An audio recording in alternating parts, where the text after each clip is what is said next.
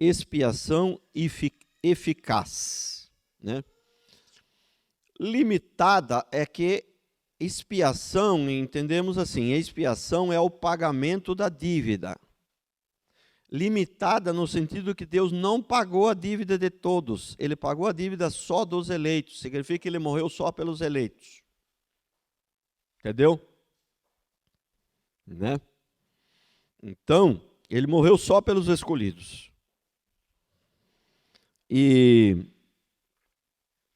aí então a gente ouve as pessoas falando: ah, mas e aquele versículo que diz que Deus amou o mundo de tal maneira que deu sua vida para todo que nele crê? Bom, primeiro, o texto não está falando de quem ele escolheu e quem não escolheu. Ele está falando de amor. Entendeu? E a Bíblia diz que ele amou o mundo. Irmãos, se eu disser que eu amo Ubatuba, significa que eu amo também aqueles assaltantes de lá, aqueles nóia de lá? Aí nesse caso, talvez como são seres humanos, pode ser que eu amo, né? Que eu faria qualquer coisa para ele se converter. Nesse sentido, sim. Né? Mas não significa que eu amo todas as coisas lá de Ubatuba. Né? Tudo lá, eu amo Ubatuba. Entendeu? Inclusive tem alguma praia lá que eu falo, essa eu não gosto. Entendeu? Porque essa aqui é muito violenta. Prestou atenção, eu amo Ubatuba, mas, entendeu? Amou o mundo. Significa que ele ama tudo do mundo, tudo. Amou o mundo, é abrangente, ama de maneira geral. Né? Esse é o ponto, né? O primeiro ponto. Né? Mas depois, as pessoas têm sempre aquela mania de ler a parte boa do texto, só de enfatizar, eles até lê tudo, mas enfatiza só a parte boa, boa entre aspas, né? Favorece os pensamentos maus deles. Né? É igual aquela história, né? Jesus não veio para salvar, ele veio para morrer na cruz por nós, ele veio para dar vida, ele não veio para julgar, é verdade, a sua primeira vinda. Mas na segunda vinda, a Bíblia diz que ele vem para julgar, separar os filhos de Deus dos filhos do diabo, ele vem separar os que vão para o céu e os que vão para o inferno, ele vem para condenar, ele vem para lançar sua ira. Aí ninguém fala dessa segunda vez. Você vai falar da mulher pecadora, quem não tem pecado atire a primeira pedra. Ninguém fala da parte que ele falou, vai, não peques mais. Você presta atenção? Assim não dá. Né? Assim não dá. E a segunda parte do texto, né, já diz, a parte final do texto já diz que Deus não morreu por todos. Se fosse assim, que estivesse falando de para quem ele morreu. Por quê? Deus amou o mundo de tal maneira para que todo aquele que nele crê seja salvo. E o que não crê vai ser condenado. O próprio final do texto já diz. Ele morreu por aqueles que crê. Quais do mundo que ele ama? É os que crê. Então, precisamos entender o seguinte. Muitas vezes a Bíblia diz todos. Mas todos quem? Né? E muitas vezes, principalmente Paulo, ele usa muito, horas ele usa todos e horas ele usa muitos. A palavra muitos. E algumas vezes ele fala muitos, ele está se referindo a todos. Né? E algumas vezes parece que está falando de todos, ele está se referindo a muitos. Né? Parece que tem isso ali, principalmente nas falas de Paulo, mas em toda a Bíblia tem isso. Né? Por exemplo, né, a Bíblia diz que pelo pecado de um, muitos se tornaram os pecadores. Né? Esse muitos aí é todos, irmãos. Esse muitos significa todos. Né? Muitos foram escolhidos, muitos foram chamados, poucos escolhidos. Esse muitos aí significa todos. Todos foram chamados. Mas ninguém aceitou. Né? Então, quando ele fala todos, muitas vezes, ele pode ser todas as classes de pessoas. Né? Né? Numa certa oportunidade, Paulo fala que a Bíblia, Paulo fala que a vontade de Deus é que todos sejam salvos. Mas qual é o contexto? O contexto lá está se referindo a todos, gregos, judeus, gentios, ricos, pobres. Que todos é esse então? Todas as classes de pessoas, negro, branco, entendeu? É nisso que está se referindo. Consegue entender? Então a Bíblia, se você lê ela superficialmente, pega textos isolados e lê superficialmente, o que realmente interessa você não consegue enxergar. Entendeu? Então a Bíblia, as primeiras vezes, quem se converte, a primeira vez ele pode ler a Bíblia. Segunda vez ele pode ler. Mas depois ele tem que parar de ler. Ele tem que parar de ler, ele tem que começar a estudar a Bíblia. Entendeu? Ele tem que começar a estudar, não só ler. Entendeu? Ele tem que começar a estudar, porque uma coisa é ler, outra coisa é estudar. Agora, as primeiras vezes você lê para memorizar. Quem não sabe nada, a primeira, a segunda vez você lê para memorizar. Isso precisa também, é importante ler. Né? Mas chega uma hora que não é só ler, você tem que ler e estudar a Bíblia, você tem que estudar. Né? E aí o que acontece? Né? Muitas vezes, todos, pode estar se referindo, todos quem? Está se referindo judeus e gentios, apenas isso. E muitas vezes todos podem estar se referindo a toda a classe de pessoas. E muitas vezes todos podem estar se referindo a todos os eleitos. Né? Muitas vezes está lá todos, mas todos quem? Todos os que se arrependeram. Estão conseguindo entender? Né? Então, se a gente for estudar bem a Bíblia, não é a vontade de Deus que todos sejam salvos, não. A vontade de Deus é que sejam salvos os escolhidos. Pastor, mas isso vai contra a minha lógica, vai contra a minha cabeça, vai contra a minha cultura, vai contra o meu bom senso, vai contra tudo que eu aprendi. É dois. Eu também. Vai contra tudo também. Mas está escrito, está claro, eu não posso negar o que está na Bíblia. Se eu for negar o que está na Bíblia para acreditar naquilo que é o meu bom senso, que é o que eu aprendi, que é o que eu vivi, que é o que eu sei que é errado, não dá. Ou você crê na Bíblia ou você crê em você mesmo. O problema das pessoas é que elas já têm um preconceito, elas já acham mais ou menos o que é o certo e o que é o errado, e elas vão ler a Bíblia baseado nisso, no que eu creio que é certo. Seria a mesma coisa que você, né? Na sua cabeça, 2 mais 2 é 5. Aí você vai na escola para aprender. E aí a professora está lá fazendo 2 mais 2, 4. E você, não. A professora é louca. Entendeu? Esse professor é louco. 2 mais 2 é 5. Entendeu? Então você já tem a sua ideia formada. Entendeu? E aí não dá para a gente estudar a Bíblia assim, desse jeito. Né? Então,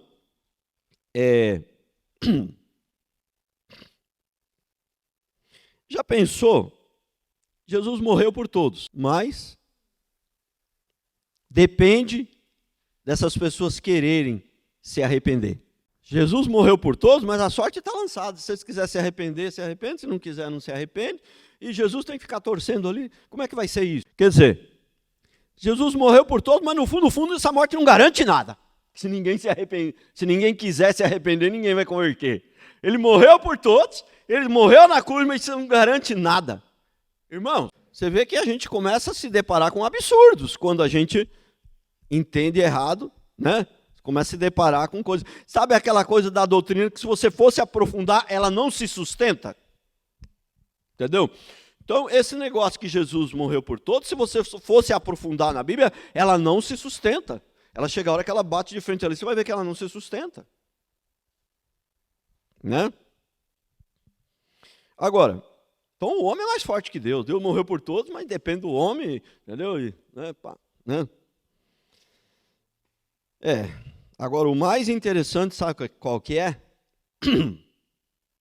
É o seguinte. Você deve 10 mil reais lá no supermercado. Eu vou lá e pago a dívida. E aí, aquele mercado querer cobrar a sua dívida de novo. Você acha correto isso? Não, fiquei sabendo que você pagou a dívida dele, mas ele nem gosta de você, eu vou cobrar de novo. Tá certo isso? Entendeu? Então, se Jesus pagou a dívida de todos, por que metade? Eu estou dizendo metade, mas é bem mais da metade que vai para o inferno, é a maioria. Essa é uma outra doutrina que o pessoal, né? Mas como assim a maioria? O diabo vai vencer, então? Gente, aqui não é uma luta entre Deus e o diabo é nada, o diabo é só um instrumento de Deus, entendeu? O diabo não é nada. Isso aqui não é dois reis, não é dois deuses, um lutando contra o outro, não, o diabo não é nada. Entendeu? O diabo não é dono do inferno e nem vai reinar no inferno, o diabo vai ser o que mais vai sofrer lá no inferno. Ser lançado do inferno junto com todos os outros, essas corjas de inimigos de Deus. Entendeu? Então, se Jesus morreu por todos da humanidade, ele pagou a dívida de todos. E os que não querem, os que não aceitaram Jesus, vão pagar essa dívida de novo no inferno. Você viu que uma doutrina que não se sustenta. E por que é tão importante a gente entender isso? Os motivos são muitos. Se você pegar 99%, se não for 100%, desses evangélicos que não crê na doutrina correta, quando morre um parente, um ímpio, entendeu? O que ele pensa? Ele sempre tem uma esperança. Eu não tenho esperança que ele é crente. Ele morreu nos meus braços, ele negando Jesus, ele não quer. Eu não tenho esperança que ele seja crente. Qual que é a esperança que ele tem? A esperança que não existe inferno, que no final vai dar tudo certo. Ele ainda tem essa esperança. Vê se isso não é uma coisa maligna. Entendeu? Como esperança que não tem inferno? Como esperança que vai dar tudo certo se ele morreu? Ímpio. Se ele morreu no seu braço negando Jesus, ele vai para o inferno. Se você creu essa doutrina aqui, você vai crer que ele vai para o inferno. Pode ser pai, pode ser filho, pode ser quem for. Você vai dormir e vai crer, meu pai foi para o inferno. E você vai continuar feliz, porque você vai dizer, Deus é justo. Se meu pai disse que ele tinha que ir para o inferno, é porque essa é a justiça. É porque assim tinha que ser. Continuarei confiando no meu Deus. Veja a doutrina certa. A doutrina correta, pode morrer pai, pode morrer mãe, pode fazer o que for. Você continuará confiando em seu Deus. Mas com a doutrina errada, conhecereis a verdade e a verdade vos libertará. Simples assim. Conhecereis a verdade e a verdade vos libertará. A doutrina pentecostal ele já vê isso com se libertar do demônio, tá? Pô, certo, fazer uma oração para ele se libertar. Não, libertar do pensamento errado, de uma doutrina errada, de um engano, entendeu? E, ocasionalmente não deixa de ser do demônio também, né? Olha ali, ó. Manifestei o teu nome aos homens, que do mundo me destes. Eram teus. E tu me destes, e guardastes a tua palavra. Cara, agora já tem conhecido que tudo quanto me destes, provém de ti. Puxa, mas essa versão tá... Põe um outro texto aí. Agora sabe que tudo quanto me deste vem de ti, porque lhe transmiti as palavras que tu me destes. E elas as escolheram e verdadeiramente reconheceram que vim de ti e creram que tu me enviaste. Eu rogo por eles, não rogo pelo mundo, mas por aqueles que me destes. Rogar é orar. Eu não oro pelo mundo, eu oro apenas por aqueles que tu me destes. Se eu oro apenas por aqueles que tu me destes, eu morri apenas por aqueles que tu me destes.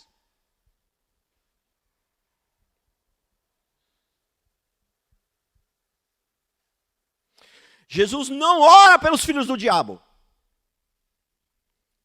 Nós temos que orar por todos e temos que amar todos, porque nós não sabemos quem é o filho de Deus e quem é o filho do diabo. Mas Deus já sabe, Ele já ama os seus e Ele já odeia os que não são seus.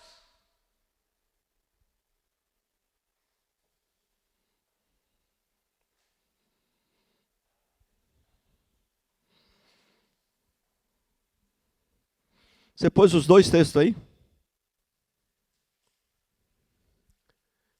Está faltando um ainda.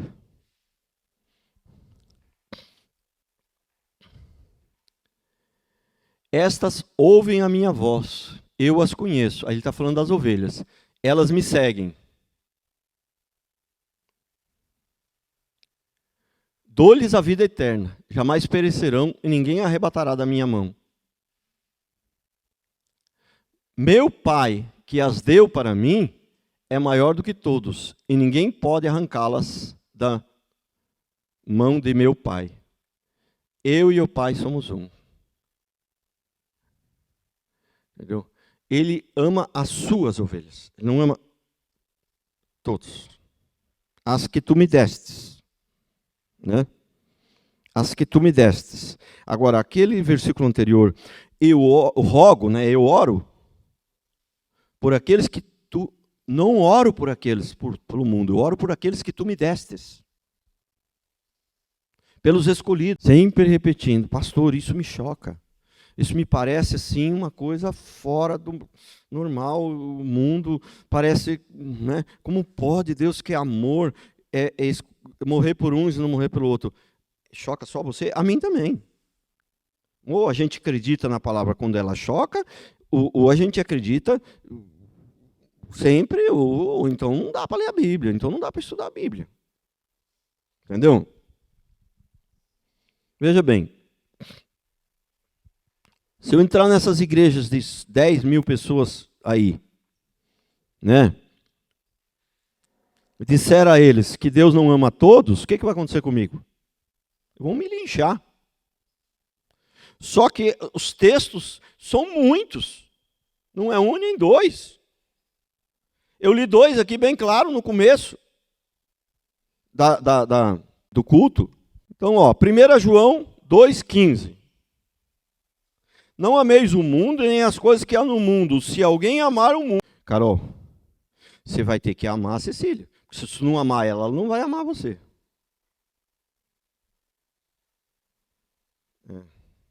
A Bíblia diz aqui para nós aqui fazer o contrário. Porque nós não sabemos ainda quem são os de Deus. Amar o inimigo.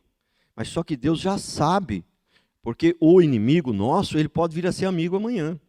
Nós não sabemos quem vai se converter. É isso que as pessoas não entendem. Entendeu?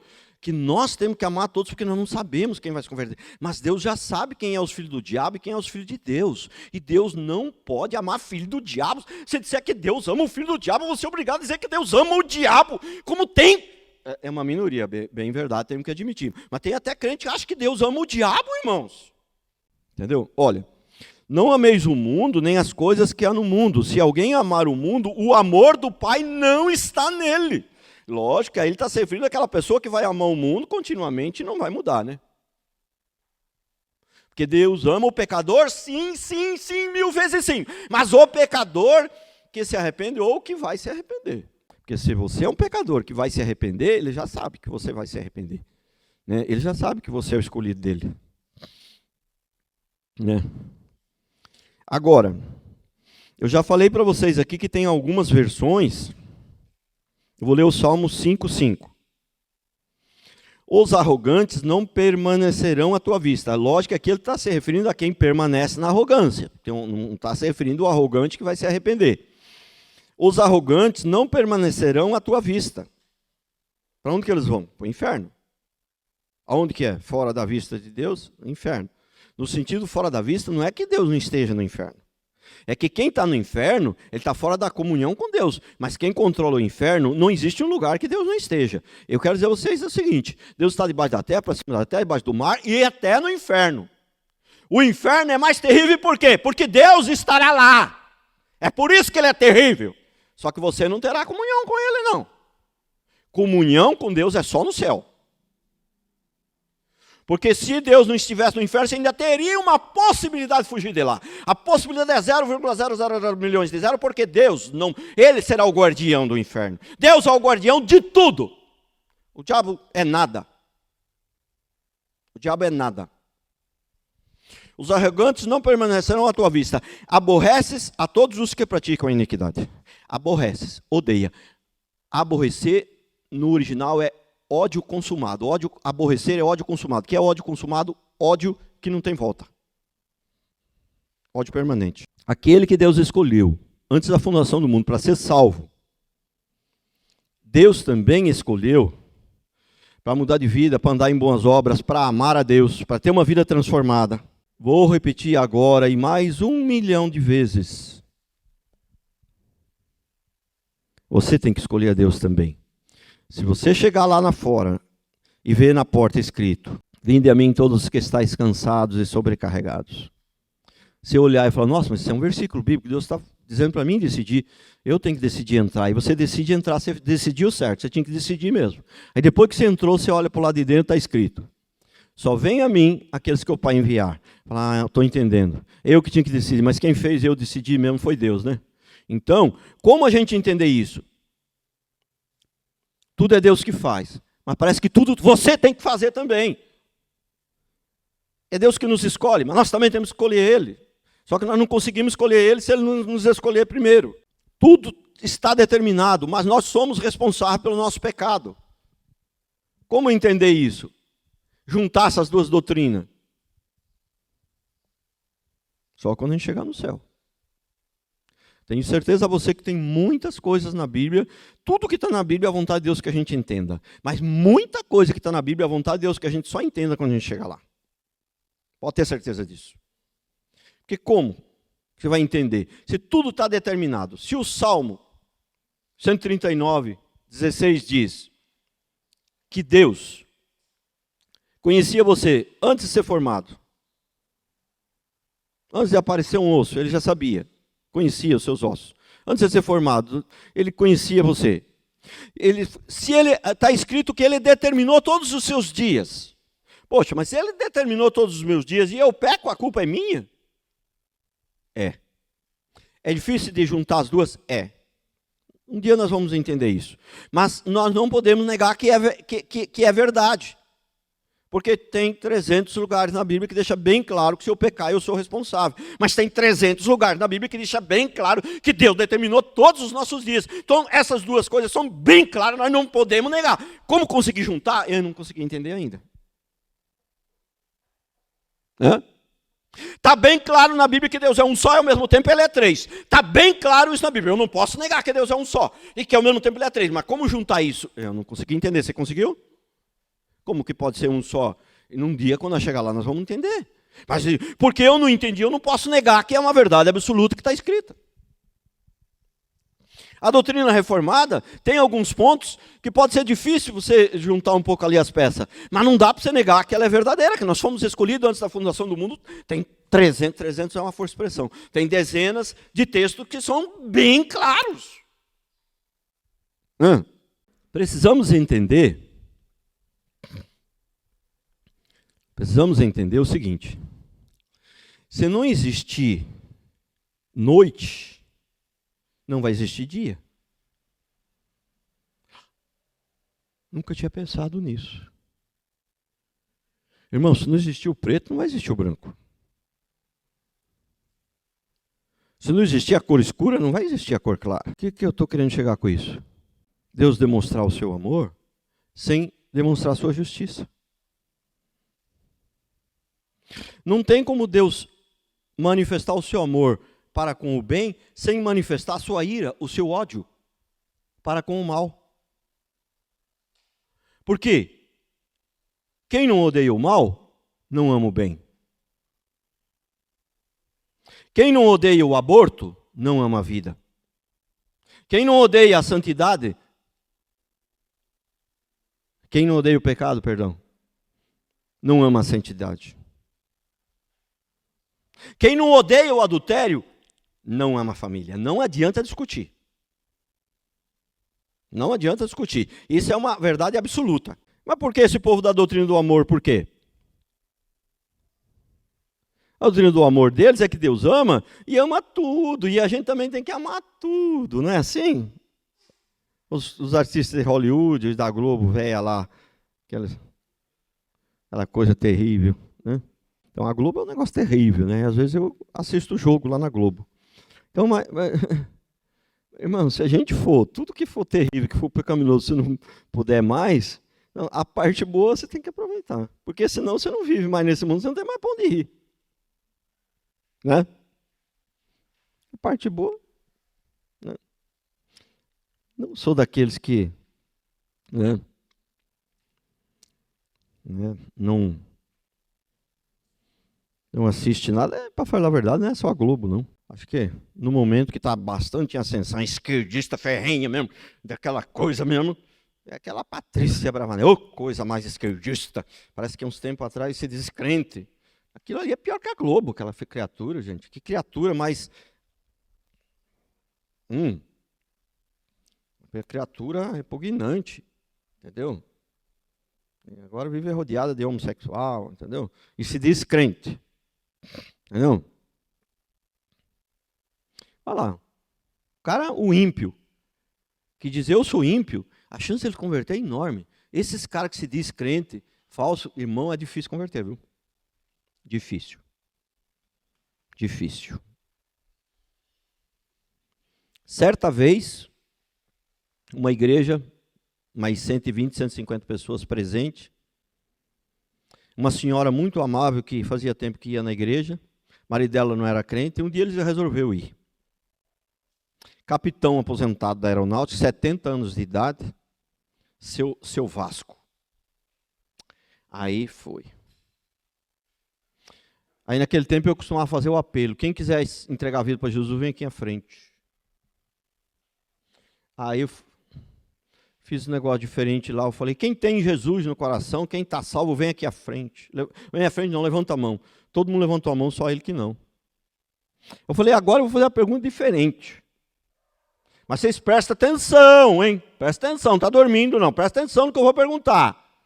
Agora eu quero perguntar, quem sabe que se morrer hoje, vai para o inferno, porque não é salvo, porque não é crente, por favor, senhor, levante a mão. Só ele levantou, ainda ficou. Falei, seu Vasco, pode abaixar a mão. Depois do culto, os irmãos, entendeu? Os irmãos, gente, que absurdo, você viu o seu Vasco, jamais imaginava isso do seu Vasco. Falei, irmãos, vocês não entenderam nada. O homem acabou de converter. Ele acabou de converter, domingo que vem ele vai vir aqui na igreja, ele vai chorar aqui, ele vai... Chorar, não lembro se eu falei, mas ele vai vir aqui. No outro domingo o homem foi lá e chorou. Mas chorou, igual criança. E passou a ser crente. Irmão, a conversão genuína é aceitar que você é pecador. É aceitar que você vai para o inferno. Essa é a conversão genuína. O dia que você aceitar isso, já é o início da conversão. Já Deus já abriu o seu coração. Agora esse povo que se diz crente, entendeu?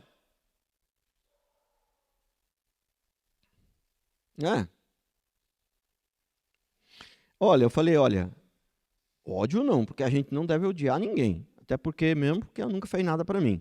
Mas eu peguei assim uma aversão àquela Patrícia, por quê? Porque ela se dizia crente e até parecia meio crente ali, tudo, né? Mas tudo em nome do poder. Depois que ela começou a ser apresentadora, tomar mais a linha de frente ali, tudo pela audiência, a pessoa se vende, né? Se for crente, nascido de novo, de verdade, se for escolhido, não se vende, não. Os homens morriam, a espada da sua cabeça você vai morrer. Não, desisti de te matar agora, vou te matar depois. Vou queimar você no fogo, pode queimar. O nascido de novo, não vai. Por quê? Fogo? Uma fogueirinha? Na praça pública? Meia dúzia de gravete? Acender ali para me queimar? Isso aí é nada comparado com o inferno. Eu sou filho de Deus, eu não vou para o inferno. Que venha esse fogo em praça pública, que venha essa fogueira.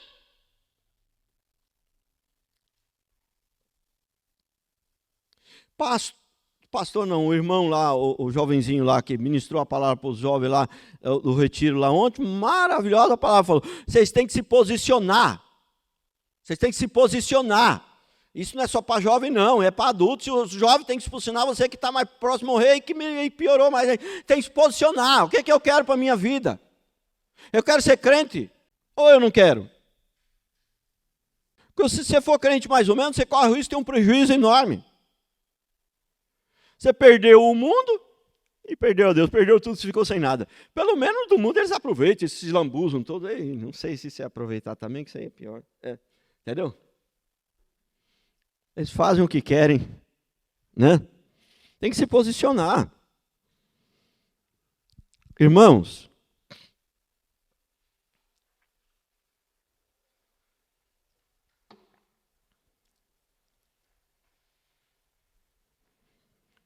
é possível uma igreja grande ser povo de Deus, tudo ali está no propósito de Deus que agrada? Irmão, sinceramente, estudando a Bíblia, acho muito difícil. Impossível não, mas acho muito difícil. O povo de Deus em toda a história sempre foi minoria, mas minoria mesmo. Entendeu? Mas o que acontece com os cristãos de hoje? Tudo em nome do dinheiro, do sucesso, do tamanho, do crescimento. Entendeu? Pastor lá dos Estados Unidos, conhecidíssimo. Entendeu? Né? Escreveu um livro, igreja enorme, gigante, escreveu um livro. Um dos livros mais vendidos do mundo. Entendeu? Pastores do mundo inteiro vão lá receber a bênção. Um único propósito: crescer, crescer, crescer, crescer, crescer, crescer, crescer, crescer, crescer e crescer. Vê se pode ser de Deus um negócio desse. Riqueza, riqueza, riqueza, riqueza. Eles pregam a prosperidade e o crescimento da igreja, porque uma coisa chama a outra, né? Só que eles dão uma ênfase um pouquinho maior, disfarçada ali no crescimento da igreja. Porque, não, é tipo, se a igreja crescer, você tem a prosperidade. A moeda está na boca do peixe. Né? Você conhece aquele versículo? A moeda está na boca do peixe, você pesca o peixe e vem a moeda. Se a igreja crescer, você vai ficar rico. Então, eles são tão espertos que eles não dão nem tanta ênfase na riqueza, eles dão mais ênfase no crescimento da igreja, porque aí já a igreja cresceu, eu fico rico e fico poderoso. E o objetivo é esse. Né? Idolatrado por maioria das igrejas. Né? Quantas igrejas pequenas, de nome pequeno, é vida não sei do que, não sei do que, não sei do que seguem hoje igrejas menores, né? Que seguem, né, o Edir Macedo. Essas grandonas não seguem porque elas querem ter o seu próprio, né, seu próprio perfil, sua própria, né, quer dizer, não seguem entre aspas, né, não se declaram. Não existe nada que possamos dar em troca da nossa dívida. Em troca da nossa salvação. Não existe nada que temos para pagar essa nossa dívida. Só um que pode pagar. Só Deus. E Ele pagou essa nossa dívida. Né? Mateus 16, 26. Pois que aproveitará o homem se ganhar o mundo inteiro e perder a sua alma? O que dará o homem em troca da sua alma? Né? Aqui é aquela pergunta retórica, que ela é uma pergunta, tem um ponto de interrogação, mas ela é pergunta e resposta ao mesmo tempo. O que dará o homem em troca da sua alma? Que aproveitar ao homem se ganhar o mundo inteiro e perder a sua alma? De que aproveita um pastor escrever o livro que mais vende no mundo, ser conhecido no mundo inteiro, pastores do mundo inteiro ir lá tomar a benção dele e depois, quando ele morrer, ir para o inferno? De que adianta? De que adianta? Né? De que adianta? Pois que aproveitará o homem se ganhar o mundo inteiro e perder a sua alma? Ou o que dará o homem em troca da sua alma? Mateus 49, 7 e 8. Ao irmão, verdadeiramente ninguém pode remir. Ninguém pode remir, ninguém pode pagar a dívida por ele. Né? Nem pagar por ele a Deus o seu resgate. Aqui o próprio texto já responde. Nem pagar por ele, ninguém pode pagar pelo resgate do homem. Pois a redenção da alma dele é caríssima e cessará a tentativa para sempre. Todos aqueles que tentarem, vai cansar e vai cessar, porque é impossível. Não existe esse negócio de que a salvação é pela graça, mas a gente tem que dar uma ajudinha. Não, é 100% graça. O homem está morto, inimigo de Deus, e a salvação é 100% uma obra de Deus e é presente de Deus. A transformação de vida é uma obra de Deus também, mas aí já com a participação do homem. Salmo 139, 11 a 16. Se eu digo, as trevas com efeito me encobrirão, e a luz ao redor de mim se fará noite, até as próprias trevas não te serão escuras. As trevas e a luz são a mesma coisa. Para Deus, noite e dia é a mesma coisa. Entendeu? Quem é que enxerga melhor de dia? Levanta a mão. Do que de noite. Entendeu? Dá uma notícia para você. Deus não enxerga melhor de dia do que de noite. O mesmo jeito que ele enxerga de dia, ele enxerga de noite. Porque de dia, ele enxerga com perfeição, 100%. E de noite, também, perfeição, 100%. Até o que está dentro de você e o que está fora, tudo. Entendeu? Então, pois tu formaste o meu interior, tu me tecestes no seio de minha mãe. Graças te dou, visto que por modo assombrosamente maravilhoso me formaste. As tuas obras são admiráveis, e a minha alma o sabe muito bem. Os meus ossos não te foram encobertos, quando no oculto fui formado, entretecido como nas profundezas da terra. Os teus olhos me viram a substância ainda informe, ainda sem forma. E no teu livro foram escritos todos os meus dias. Aqui é o salmista dizendo, todos os meus dias, quer dizer, todos os dias de cada um de nós, da humanidade. Entendeu? No teu livro foram escritos todos os dias. Cada um deles escrito, e esse ponto é o mais forte. Entendeu? Escrito e determinado. Deus já determinou quantos dias você vai morrer. Entendeu? E eu vou falar um negócio para você. Não, se Deus já determinou quando eu vou morrer, eu vou pular da ponte. Eu digo uma coisa para você. Se for ali pular da ponte, sinal que você não foi escolhido, sinal que você não converteu. Mas tem uma coisa também, viu? Se ele determinou o seu dia não é hoje, você vai pular da ponte e não vai morrer. Vai arrancar as duas pernas, 2 braços, mas não vai morrer. Entendeu? Porque nenhum dos seus planos pode ser frustrado. Porque nenhum cabelo da nossa cabeça pode cair se não for da vontade de Deus. E o mais importante que você precisa entender,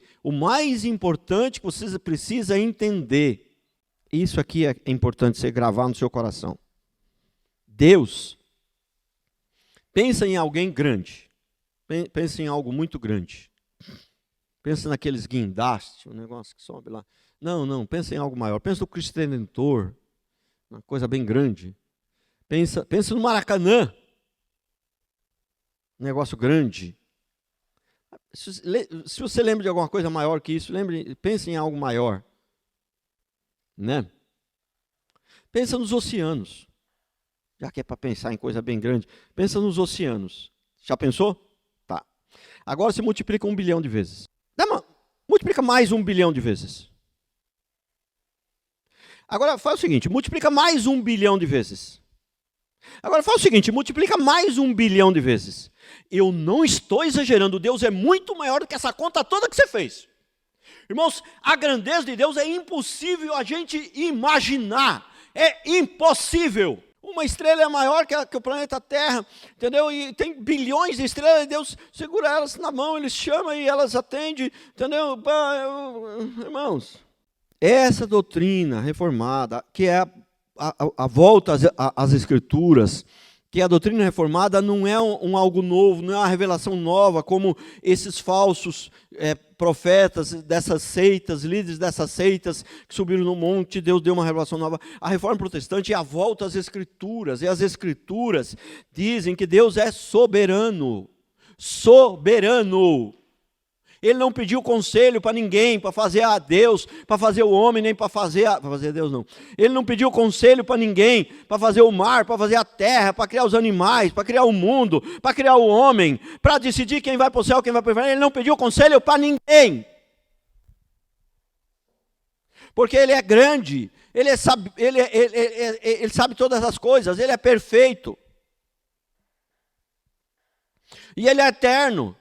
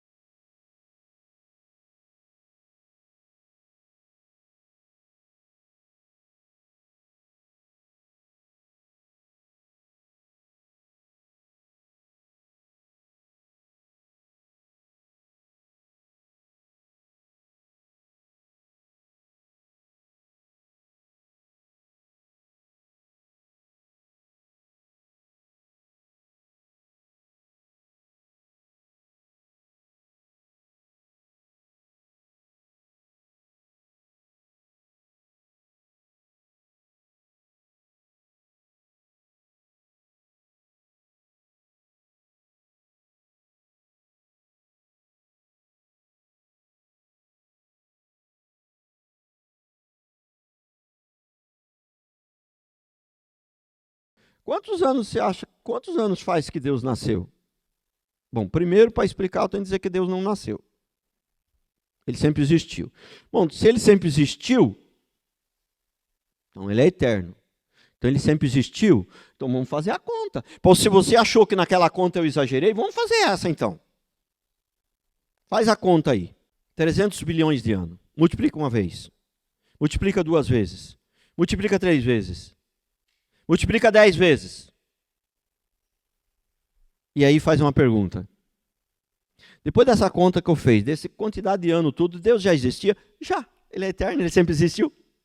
Prestou atenção agora que aquela conta anterior eu não exagerei? Hã? Prestou atenção? Então, no teu livro foram escritos todos os meus dias, cada um deles escrito e determinado, quando nenhum deles havia. Quais motivos que o homem não aceita a soberania de Deus, essa grandeza toda de Deus, o tamanho de Deus, a determinação de Deus em todas as coisas, é que o homem ele se acha grande. E aí então? Se Deus é isso tudo e eu não sou nada, então, que revelação maravilhosa, agora você entendeu.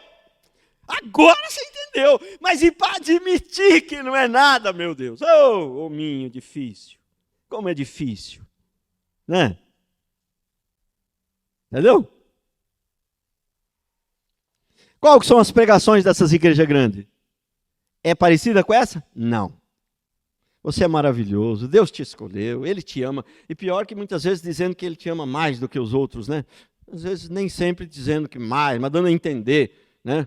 Que quando eu me converti, os falsos profetas vinham e profetizavam, sempre que Deus te ama, mas sempre dando a entender que Deus me amava mais a mim do que os outros. Eu já era soberbo, aí aquelas profecias me deixou mais soberbo ainda. E aí Deus parece que levanta você para depois derrubar de uma vez, assim, para te arrebentar mesmo. Mas não é para te arrebentar, para destruir. Não, é para arrebentar aqueles pensamentos errados, aquelas coisas erradas, aquelas coisas ruins que separa de Deus. É para arrebentar isso, não é para arrebentar você, a sua essência. Pelo contrário, Ele quer te transformar, Ele te ama. Né? Deus é amor, sim, e muito amor. Mas não é esse amor aí de Hollywood, nem da Globo, e nem dessas igrejas modernas que fica com essas enganações. Não é. Irmãos, nós pertencíamos ao diabo. E agora pertencemos a Deus. A Bíblia diz claramente que nós somos propriedade exclusiva de Deus. Por que nós pertencemos a Deus? Por que a gente pertencia ao diabo? Porque o homem se vendeu. Ele se vendeu para o diabo. E aí o diabo passou a ser o proprietário do homem. Mas, por que agora não pertencemos mais ao diabo, nós pertencemos a Deus? Porque Jesus nos comprou. Ele pagou a dívida e nos comprou. Se Ele nos comprou, nós somos propriedade dEle. E está escrito na Bíblia bem claramente que nós somos propriedade exclusiva. Não tem sócio, não tem nada não, viu? Exclusiva. Entendeu? Somos propriedade exclusiva de Deus. Como que eu posso, né, deixar de amar um Deus assim? Entendeu? Então, a mentira, ela pode encher a igreja. Mas ela não enche o coração de Deus. A mentira pode atrair pessoas para a igreja, mas ela não atrai pessoas para Deus. Só a verdade leva pessoas verdadeiramente a Deus. Só a verdade. E a verdade sempre ela é dura inicialmente. Ela é dura. Mas depois ela vai fazer bem para nós. Ela gera vida, né? E uma das coisas que o novo nascimento dá para nós, sabe qual é? Uma das coisas que o novo nascimento traz ao nosso coração e uma das coisas mais importantes, coragem. Coragem. O ímpio não tem coragem, o ímpio é covarde. O homem de Deus cheio do Espírito Santo, ele tem coragem. Ele não tem medo de enfrentar. Se ele tem certeza que ele está certo, que a vontade de Deus, ele enfrenta até leão. Coragem. Entendeu? Essas doutrinas modernas é muito ursinho de pelúcia. Entendeu? Muito fofinho. É muito fofinho. Entendeu? Parece lindo, maravilhoso, tudo tão fofinho. Pastor, de pastor, que dá até quase vontade de pegar no colo. Tão lindo, tão fofinho, tão gostosinho, tão amoroso que ele é. Mentira! Amoroso não é filho do diabo, filho do capeta. Pegando mentira, enganando o povo, se enganando a si mesmo, enganando o povo. Ah, pastor, essa palavra sua até parece até meio que é verdade mesmo, mas o senhor está muito duro, está muito bravo, as palavras são muito fortes. Eu vou naquela outra lá. Aí você vai ver. Vai. O resultado você vai ver depois. O dia que você tiver, né, vendo o resultado aí vai ser triste. Um dos motivos que eu não me envolvo muito com esse, que meu coração não se envolve, é lógico que é a misericórdia de Deus. É lógico que é Deus. Mas vamos dizer assim, Deus faz as coisas, ele usa instrumentos, né? Deus te ajuda, mas ele geralmente usa instrumentos, usa pessoas para te ajudar. Ele usa situações, é ele que faz a obra. Não estou dizendo que tem alguma coisa boa em mim, que eu que fiz, que não. Não é isso. Mas uma coisa que Deus usa para eu não me envolver para eu não me enganar, para eu não me fascinar com o negócio de igreja grande, com o negócio de muito dinheiro, com o negócio de status. Uma coisa que ele usa é que é o seguinte: eu quando me converti, eu tinha 2 restaurantes, eu tinha 40, 50 funcionários, entendeu? Né? E eu abri mão de tudo aquilo ali para servir a Deus, para não ganhar nada. 30 anos servindo a Deus sem ganhar um tostão. Entendeu? Ué, mas você vê que é uma coisa que não tem lógica, né? Eu acho que Deus deve ter pensado, vou dar uma certa, não que eu fosse rico, mas vou dar uma certa riquezinha para esse rapaz. E depois eu chamo ele para converter, porque aí ele não vai cair. Se eu não der uma certa riqueza, o coitado não vai aguentar. Com as enganações desse mundo, ele vai se iludir e vai acabar servindo, vai começar a pregar a prosperidade também. Aí, para ele não pregar a prosperidade, para ele não ficar enganado por essas mentiras, eu vou dar uma prosperidadezinha para ele, porque ele já experimenta, aí eu faço ele abrir mão da prosperidade, aí ele não vai ser enganado. Aí ele não vai aceitar mais. Eu tenho por mim que tudo foi Deus, desde o princípio. Né? Desde o princípio. Até porque o primeiro restaurante que eu comprei tinha 23 anos. Entendeu? Primeiro. Antes de eu comprar o restaurante, eu era garçom. E eu estava desempregado numa pindaíba danada. Aí eu parei na porta do restaurante assim, eu vi uma mulher lá no caixa, falei, ela deve ser a dona, eu vou lá, vou pedir serviço de garçom para ela. E eu parei na porta assim, falei, esse restaurante um dia vai ser meu. Numa pindaíba, desempregado, não sabia nem se a mulher ia dar um emprego. Entendeu? Eu falei que aquele restaurante ia ser meu. Entendeu? Aí passou, acho que, muito pouco tempo, 1 ano, acho. Passou uns 6 meses, 1 ano, acho. Nós compramos um outro restaurante, grande também, igual aquele, até maior, até mais bonito um pouco. O gerente desse restaurante aí que eu trabalhava me convidou para ser sócio para comprar um outro lá. Aí nós compramos aquele, 6 meses depois compramos aquele ali que a gente trabalhava. Então eu falo, não é normal. Não é normal.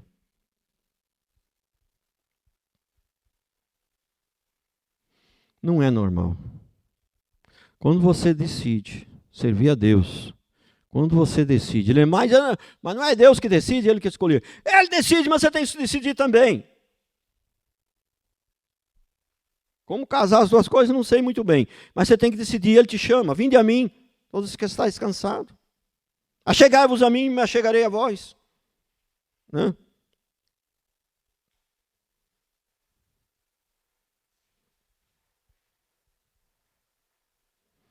Irmãos, vamos ficar de pé. Chega por hoje. Louvado seja Deus.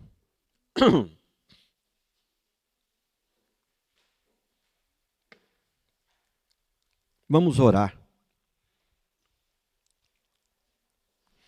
Temos que servir a Deus por amor. Quando você entende a palavra verdadeira, você vai servir a Deus por amor. E servir a Deus por amor é um pouquinho mais difícil, porque quando você serve com interesse é um pouquinho mais fácil. Você tem uma motivação maior quando você serve por interesse, né? Mas essa motivação, ela é fogo de palha, ela pode acabar. Mas quando você serve por amor é mais difícil. Mas isso é algo que permanece. Então, não é possível a gente servir a Deus por amor.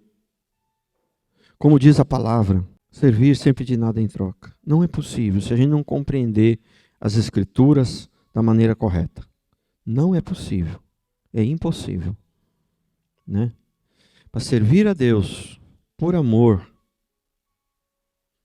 morrer por Ele, dar a vida por Ele, ter uma vida transformada, perdoar, ser perdoado, ajudar, saber ser ajudado. Que muitas vezes as pessoas são orgulhosas, também não gostam de ser ajudada, né? Pai,